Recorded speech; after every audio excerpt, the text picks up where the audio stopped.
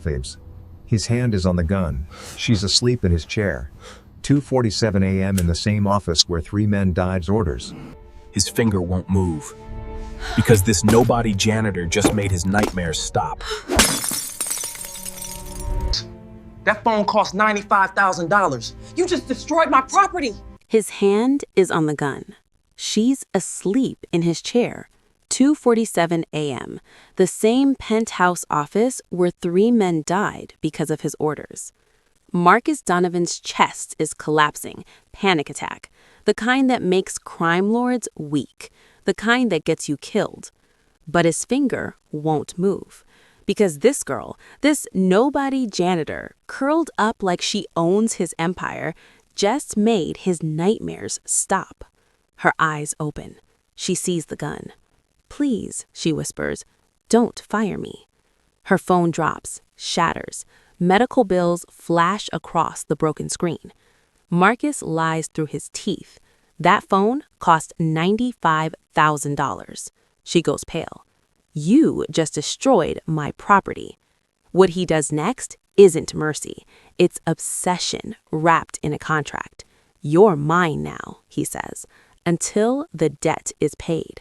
But here's what she doesn't know. Her aunt is the only therapist who knows all his secrets, the same woman who raised her. And Marcus just paid all her medical bills to keep this girl trapped. If you're already hooked, prove it. Drop a like right now and comment where you're watching from. And if you don't subscribe after this story, you're stronger than me. Hit that button. You need to see how this ends. The gun felt heavier than it should. Marcus Donovan stood perfectly still in his penthouse office, staring at the impossible, a woman asleep in his chair. The chair where he made the call that got 3 men killed. The chair no one touched, ever. 4:27 a.m. The DC skyline glittered through floor-to-ceiling windows like broken glass. 30 stories below, the city slept, unaware that Washington's most dangerous man was coming apart at the seams. His chest tightened. Here it comes. Rapid heartbeat, tunnel vision, the familiar squeeze of oxygen leaving his lungs too fast. Marcus forced his breathing to slow, but his hand had already moved beneath his tailored jacket, fingers wrapping around cold metal.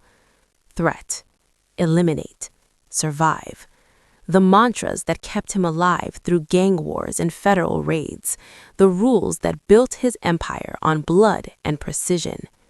But his finger wouldn't move, because she looked peaceful. Dark braids spilling across leather, cleaning uniform 2 sizes too big, tear tracks barely visible on exhausted brown skin. She'd been crying before she fell asleep. The flashback hit without warning. Gunfire, screaming, blood spreading across concrete, his lieutenant's eyes going empty. The ambush, the faces, Marcus's jaw clenched, sweat beaded at his temple, his vision blurred. Then she stirred. A soft breath, her head tilted toward the window. Moonlight caught her features, the curve of her cheek, the fullness of her lips, the way her lashes rested against her skin like she'd finally found somewhere safe to surrender. The panic attack stopped. Just stopped. For the first time in 2 years, the faces disappeared. The screaming went silent. His chest opened up like someone had unlocked a cage he'd forgotten he was trapped inside. Marcus Donovan didn't believe in fate, didn't believe in mercy. But staring at this stranger who'd somehow killed his demons just by existing, everything changed. Destiny Coleman was drowning in real time. The Watergate office complex lobby swallowed her at 2:14 p.m., 14 minutes late for her 3rd shift. 23 years old, 2 jobs already behind her today. Georgetown night classes in 4 hours. And one impossible secret eating her alive. Her aunt couldn't know how broke she really was. Aunt Patricia, Dr. Patricia Coleman, renowned trauma psychologist to Washington's elite, had sacrificed everything to raise Destiny after the car crash that killed her parents when she was 9. Sold her house, worked double shifts, put Destiny through private school on a therapist's salary. Now Patricia was the one dying. Stage 3 cancer, experimental treatment, bills that turned Destiny's stomach into knots. Her phone buzzed. Georgetown Medical Center flashed across the cracked screen. Final notice. Payment required within 48 hours or treatment will be discontinued. 48 hours. Destiny's hands shook as she shoved the phone into her pocket. Her supervisor, Mr. Chen, barely looked up from his clipboard. 23rd floor. Every office, bathrooms, conference rooms, executive suites. He paused, eyes sharp. But listen carefully. Never enter the penthouse, top floor, Mr. Donovan's private office. Marcus Donovan? The name tasted like danger. Real estate developer, billionaire, very particular about his space. Chen's voice dropped. Rumor is he's connected. Organized crime. People who cross him disappear. Destiny nodded numbly, her vision blurred at the edges. When had she last eaten? Yesterday? The day before? By 2:30 a.m., she'd scrubbed 12 offices on hands that wouldn't stop trembling. Low blood sugar, exhaustion, desperation forming a noose around her throat. The hallway tilted.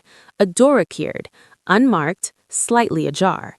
Just 5 minutes, she thought, just to close my eyes. At 2:30 a.m., with vision blurring and hands shaking, Destiny pushed through the wrong door. Destiny's eyes snapped open to a nightmare in a tailored suit.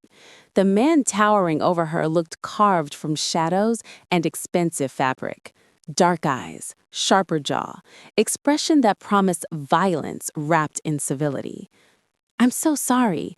The words tumbled out in a rush. "I didn't mean to. God, I'll leave right now. I swear I didn't know."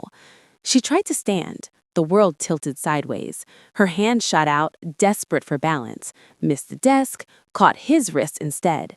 The jolt wasn't static. It was lightning and recognition and something that felt like drowning and being saved simultaneously. Destiny gasped. Marcus jerked back like she'd burned through his skin, his carefully controlled expression fracturing for a half second. The panic attack that had been building in his chest, gone, vanished, replaced by something infinitely more dangerous. Want. "You're trespassing," Marcus said, voice cold as death, desperate to rebuild the wall she just shattered with a single touch.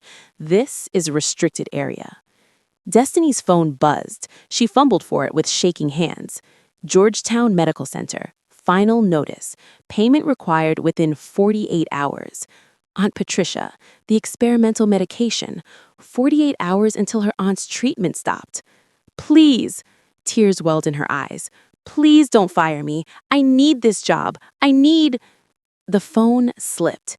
Everything moved in slow motion, the device tumbling through air, the sickening crack as it hit Italian marble, the screen splintering into 1,000 crystalline pieces. Destiny stared at the wreckage of her last lifeline. Marcus looked at the shattered phone, then at her devastated face, and made a decision that would chain them both. "That phone," he said smoothly, the lie rolling off his tongue like silk, "is custom-made, encrypted, military-grade technology." He crouched, picking up a case of broken glass, worth $95,000.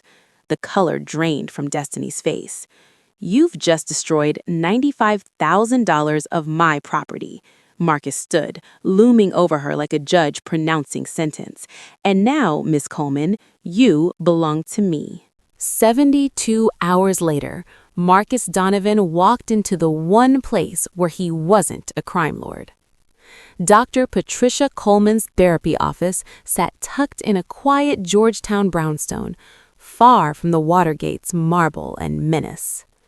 Warm lighting, soft chairs, framed degrees on walls painted calming blue. This was where Marcus came to unpack the ambush that still woke him screaming, where he came to pretend he was human. "You're early," Patricia noted, gesturing to his usual seat. 50-something, silver braids, eyes that saw through expensive suits straight to the broken parts underneath. "The couldn't sleep." Marcus settled into the chair, loosening his tie. "The nightmares are—" He stopped mid-sentence. The photo frame on her desk caught afternoon light. Professional portrait, a younger woman in a graduation cap, beaming beside Patricia. Dark braids, bright eyes, the same curve of cheek he'd memorized 3 nights ago while she slept in his chair. Destiny. "Marcus?" Patricia's voice pulled him back. "You were saying?" His heart hammered. Training kicked in, the same survival instinct that kept him alive through interrogations and betrayals. His expression remained neutral, bored even. "The flashbacks, they're the same, maybe worse." Lie. They'd vanished the moment Destiny touched his wrist. Patricia made a note. "Have you tried the grounding techniques we discussed?" "Yes, they help." Another lie. "Good," she smiled, glancing at the photo Marcus couldn't stop seeing in his peripheral vision.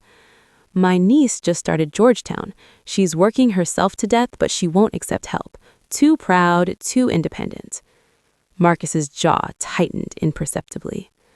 Family can be complicated. "The girl raised herself, honestly. After her parents died, I did my best. But Destiny, she's always carrying the world on her shoulders."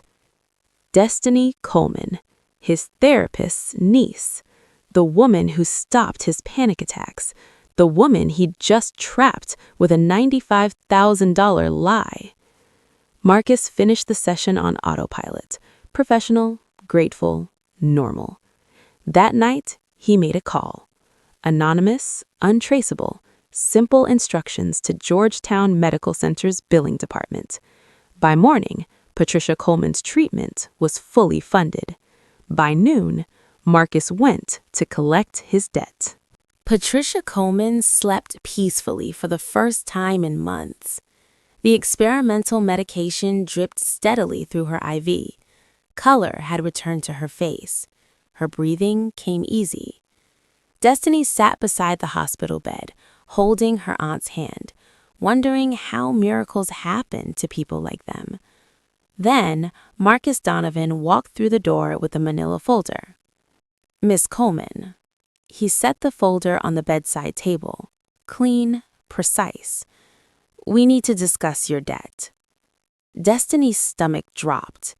The phone wasn't really worth $95,000. It wasn't a question. She'd spent 3 days thinking about it. No phone cost that much. No phone was worth destroying her life over. The phone was. Marcus's expression remained unreadable. "But that's not why you're here." He opened the folder. Legal documents. Dense paragraphs. Her name at the bottom. "Your aunt's treatment is paid for," Marcus continued. "Every session, every medication, every procedure she needs. Consider it a signing bonus." Destiny's breath caught. "What?" "You work for me now. Personal assistant, live-in position, Georgetown penthouse adjacent to mine, available at all hours." His voice was clinical, professional. "Terms are outlined in the contract." "This is insane." She stood, careful not to wake Patricia. "You can't just buy people." "I'm not buying you. I'm collecting what you owe." "I don't owe you anything." Marcus stepped closer. For a fraction of a second, his control cracked. Something desperate flickered in his dark eyes. "I need someone I can trust in my home," he said quietly. "Someone who isn't afraid of me. Someone who—" He stopped himself, almost said, "someone who makes the nightmare stop." Destiny looked at her sleeping aunt, at the IV saving her life, at the man who'd somehow paid for all of it. "Your aunt's already been saved," Marcus said, reading her hesitation. "This is just about what you owe me now." Destiny picked up the pen. As she signed her name, she wondered if she'd just traded her aunt's life for her own freedom. She had no idea how right she was. The Georgetown penthouse was a fortress disguised as luxury. Every book aligned precisely on shelves, every chair positioned at exact angles, the kitchen spotless, sterile, barely used. Marcus Donovan's home wasn't lived in, it was controlled. Destiny hated it, hated him. Month 1 passed in cold silence. She fulfilled contract terms with robotic efficiency. Morning coffee, black, no sugar. Dry cleaning picked up Tuesdays and Fridays. Phone calls screened, calendar managed. She moved through his space like a ghost, refusing to make it home. Marcus kept his distance, professional, detached. If he noticed her resentment, he never acknowledged it. But Destiny noticed everything about him. The way he checked locks 3 times before bed, how he needed his files color-coded, his shirts organized by shade, control mechanisms masquerading as preferences, a man holding himself together through rigid routine. Month 2 shifted something. 3 a.m., Destiny awoke to footsteps overhead, pacing, relentless. Then muffled sounds through walls, gasping, the kind of breathing that came with drowning on dry land. Panic attacks, every night. She started leaving chamomile tea outside his door, started playing soft jazz in the mornings instead of silence. Small rebellions that somehow became kindnesses. Marcus said nothing, but the tea disappeared. The tension in his shoulders eased when music filled the penthouse. One morning, their hands brushed, reaching for the same coffee mug. Marcus froze. Destiny met his eyes. "Thank you," he said quietly, "for the tea. I'm not doing it for you. I know." A ghost of something, gratitude, loneliness, flickered across his face. That's why it matters. The nightmares lessened. Marcus found himself listening for her footsteps, noticing when she smiled at her aunt's texts, craving the moments she forgot to hate him. Destiny felt the shift too, the way he softened when she entered a room, how his panic attacks stopped completely when she sat nearby. Dangerous territory. She was falling for her captor. Then came the 4th of July, the fireworks over the Potomac, and the night Marcus Donovan finally shattered. The first firework exploded over the Potomac like gunfire. Marcus's body went rigid on the terrace. His breath came in sharp, fractured gasps. Destiny found him gripping the railing, knuckles white, eyes seeing something 2 years gone. "Marcus." "Get back." His voice was strangled. "Get." Another explosion, red and gold cascading across the sky. Marcus collapsed against the wall, sliding down, hands clutching his head. Destiny dropped beside him. "Look at me, just me." Her hands found his shoulders, grounded him, solid, real, present. "Breathe with me," she commanded. "In for 4, hold for 4. "They're dead because of me," the words ripped from his chest. 3 men, the ambush. I led them straight into it. Carlos, Devin, Marcus. I named my nephew after the 3rd one because I couldn't save him. His control shattered completely. I see their faces every night. I built this empire on their graves. Every decision I make is punishment for surviving when they didn't. Control isn't strength. It's penance. It's... "You're in therapy," Destiny whispered, pieces clicking. "With my aunt." Marcus's laugh was broken glass. "I've known you were her niece since the first day." He finally met her eyes. "I saw your graduation photo on her desk, heard her talk about you. I still made you stay." The betrayal hit like a physical blow. "You used information from your therapy sessions to manipulate me?" "Yes." No hesitation, no excuse. "I paid your aunt's bills, trapped you with a lie, kept you here because you're the only person who makes the nightmares stop. I'm not good, Destiny. I never pretended to be. She should have run, should have hated him. Instead, her hand stayed steady on his shoulders. Her heart ached for the broken man beneath the monster. God help her. She was falling. Before Destiny could respond, Marcus's phone rang. Dr. Patricia Coleman was coming to his office tomorrow, and she'd just learned the truth about everything. Dr. Patricia Coleman didn't knock. She walked into Marcus Donovan's office like a woman who'd raised a fighter and wasn't afraid of crime lords. Her eyes blazed with the kind of fury only family could wield. You paid my medical bills to trap my niece? Not a question, an accusation. You used our therapy sessions to learn about my family, then exploited that information. You call this protection, Marcus? Marcus stood behind his desk silent. Every word she said was true. That's possession, manipulation, abuse disguised as care. I know. His voice was hollow. Then why? Because I'm falling for her. The confession cost him everything. I didn't know how else to keep her close, how to be someone worth staying for without the leverage, without the control. Patricia's expression didn't soften. Then you let her go. You tear up that contract. You let Destiny choose freely.